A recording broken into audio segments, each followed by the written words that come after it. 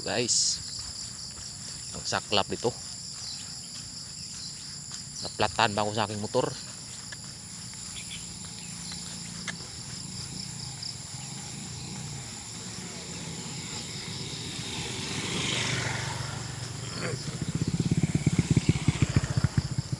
Pinatid ko pa sa bahay ang aking motor, guys.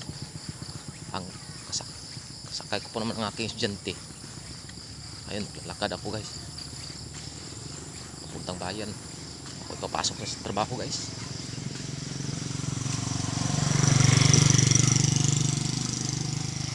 Gaano layo.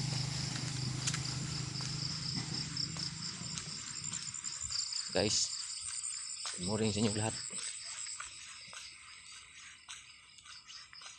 Layo pa, guys.